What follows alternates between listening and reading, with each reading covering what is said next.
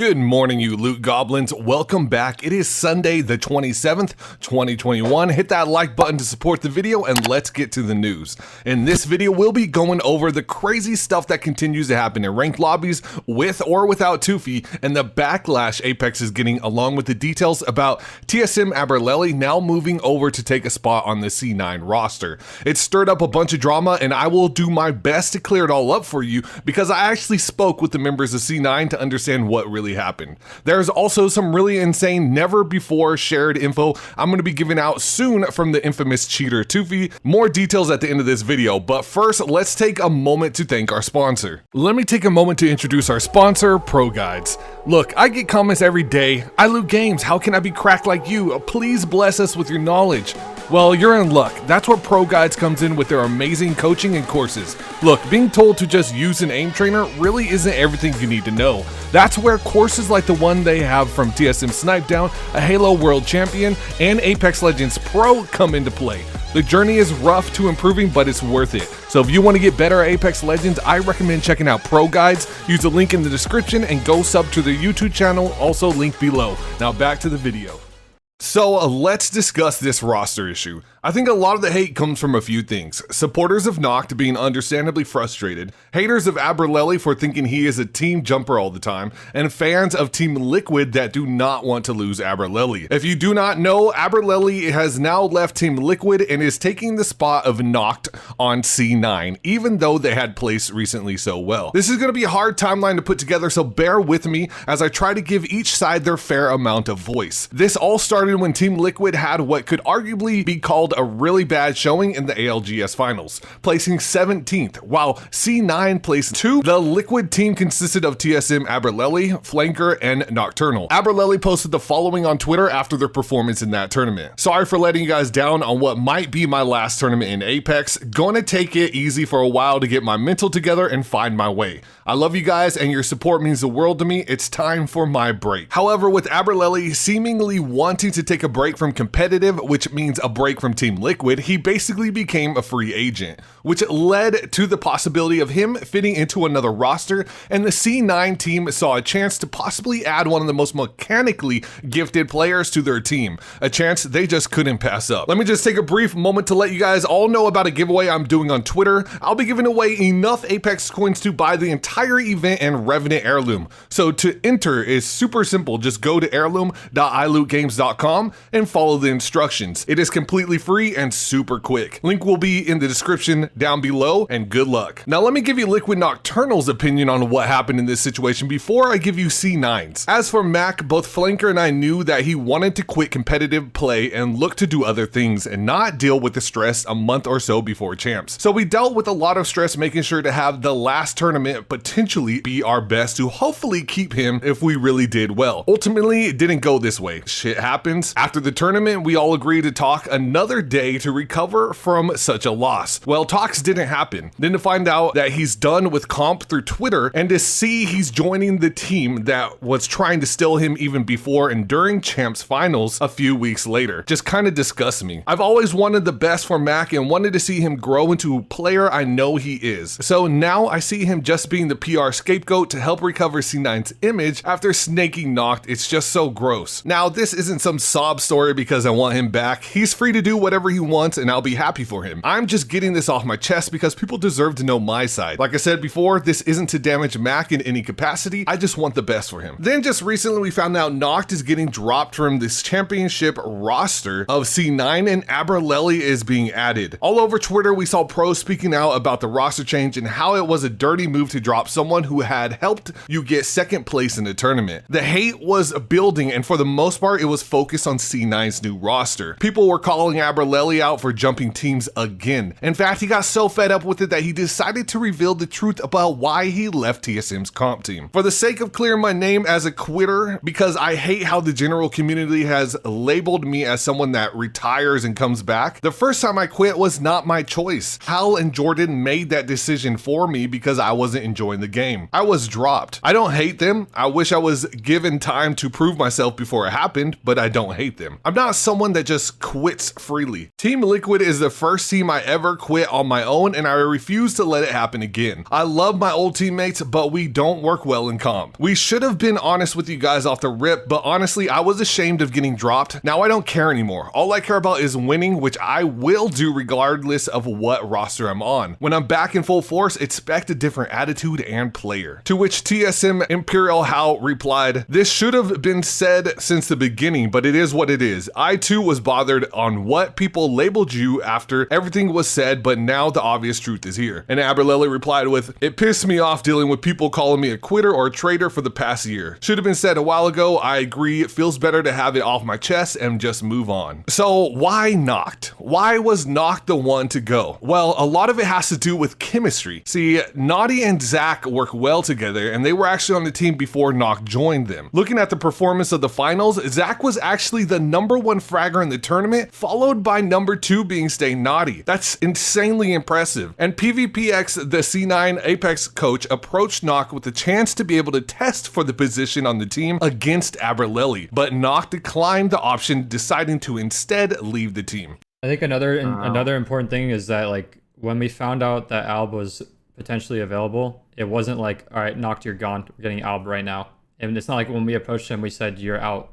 Like, it was more of something that we just wanted to, like, discuss and talk about. And after talking with Knoqd, like, the way he saw it was, you know, it's just better for him to just let it happen and move on and just focus on finding another team, because he was... And that was on him because he thought he saw the future. I mean, it was going to happen just because of who it is. Literally. I can understand his POV, and for sure, and maybe it definitely is the best decision, but The reasons for this are actually similar to what you see in professional sports. Let's use the NBA as an example. If trade rumors start being tossed around about a player, a lot of the times you will see that player's performance go down. They lose faith in their team, and it messes up the chemistry, which is why most of the time it is not discussed with players how trades will go. C9 did take the route though to speak to Knoqd about the potential roster change. If Knoqd would have won a trial against Albralelie, it's a sort of lose-lose. Like, why would he want to stay on a team that was willing to drop him? With any team, you have to make decisions based on what's best for the team. Within 72 hours of finding out Albralelie was a free agent, they had discussed things within the team and decided to bring on Albralelie, and making it all happen quickly so that Knoqd would have a chance to look for a new team. Now, you may be asking, how is it possible that this was a good decision for a team if they were almost champions in the last tournament? Well, in their eyes, their potential is much higher by adding Albralelie, and now clearly that didn't work out for Liquid, but perhaps they are right and they can become the juggernaut team similar to NRG or TSM. As for the last bits of this story, let me show you a clip of Imperial Hal and NRG Sweet giving their thoughts on it before we jump to our cheater story. I understand what like Zach and them are trying to do,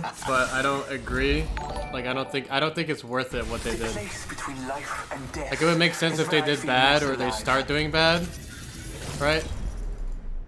Because like realistically, let's be honest, like if Mac joined any other team except Cloud9, NRG, or TSM, he'd probably leave them too. Dude, they're over here. So they're over here. Even if they waited, like a little bit more until they did bad or something to have a reason to pick up Mac, Mac will probably be available anyways. So it's just bad. I think this is bad timing, or not bad time. It's not bad timing. It's bad time to do what they did. Yeah, Nate, yeah, facts. And I don't agree with it, but it obviously Yeah, it's just there's a lot more risk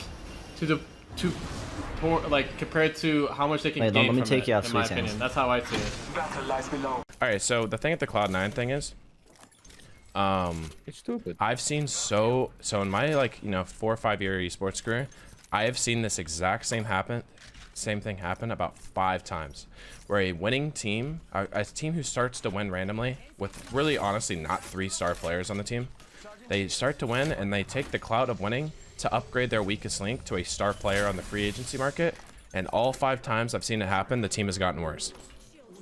Because they suck. Because it throws off the team vibe. You know, the most underrated thing in esports is like the personalities in the team and the vibe. The vibe, yeah. I'm not even trolling. Like the It's just vibe of the synergy. team. It's literally Yeah, all yeah, synergy. Yeah, that, but also just like You're not wrong. Yeah, like the vibe of the team. Like you can have 3 cooks in the kit, 3 star players, but if all 3 of them are dickheads to each other and shit, it's not gonna work out. And So we'll see. most of the time, it's Time not will even tell. gonna say how. Yeah, I don't see why they Well, would that's change the it. thing. That's a difference Especially between because of the performance. the difference between having success in the past and that success of the same team fading and then making a change to, you know, freshen the vibes, but changing it while you're having the success, you know. Yeah, while you're at the tip top. Yeah. It's idiotic. But also like. But it is max. So I think you have to justify if they are picking up a top 3, top 5, and a competitive player. Yeah, sure, but I don't think it's gonna work in terms of IGLing. I think they're gonna clash a lot. I think Zach and it's Mac will gonna go clash to a shit. good bit too. I think it's unprofessional to look at it at a superficial level, like that of Mac's skill. There's a lot more to Mac than just his skill.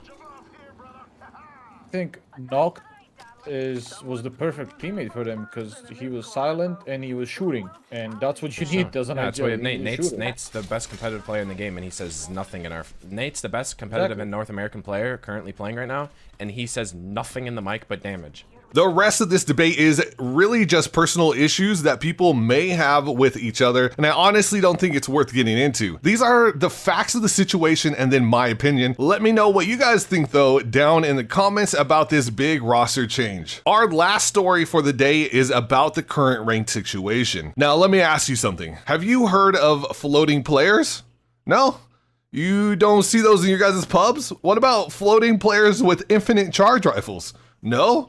What about floating players with infinite charge rifles that then DOS the servers when you kill them? Well, welcome to Apex Legends Ranked, where all of this fun stuff exists. In fact, it can't seem to be stopped. Now, every new season we get promises of fixes, big changes, much improved game is, but it never seems to pan out that way. I love Apex, and honestly, I don't run into hackers at all or DDoSers, but I'm not a top player. I'm in a Discord of top Apex players because I own ApexRank.com, and we get their complaints all the time. Recently, the issue has become a much bigger one with Hideouts taking a break from his position as the Apex banhammer due to family business. With him stepping away, he got a lot of hate sent his way from the community as the cheaters ran rampant. But here is his recent tweet about it. I just finished putting a family member in the ground and opened my messages on my way home. The amount of people telling me I am lazy, that I need to work, or that I suck at my job is honestly shocking. You don't know what I've been going through the past week. Okay, so I would also like to say that no matter what, attacking developers personally about issues with the game is 1000% not okay. It is absolutely something I would never support, and I hope none of you are participating in such hate. This didn't calm the uproar about the game though, with Daltoosh tweeting out the following. How is this even acceptable? It's actually laughable how bad a problem needs to get before you guys start to try and fix it. Get a grip, Apex. Now, he was actually speaking about a clip G2 Gentrify tweeted out of aimbotters and DDoSers in his lobby. Not only does he get killed here by an aimbotter, but the whole team is aimbotting. And once they killed a team, the server was DDoSed. It was literally cheaters versus DDoSers. How insane is that? Take a look at how the DDoSers take the server down once they are killed by the hackers. This makes the ranked grind nearly impossible, and I can show you tweets from just about every professional player in the game complaining about Apex. But what is to be done? I'm at the point of just wondering why they can't spend the extra money to hire a bunch of hideouts. Why does it need to be just one man and perhaps just 2 men? Let's do something about this. Add more workforce, buff the server's DDoS protection, go after people legally. But actually, are the devs doing something behind the scenes? Well, I decided to reach out to Tufi recently to ask, and you won't believe what I found out. I'll see you in the next video for a mind-blowing piece of information directly from the infamous cheater Tufi that you won't want to miss. Thank you for watching, liking, and hopefully turning that notification bell on. I'll catch you all next time.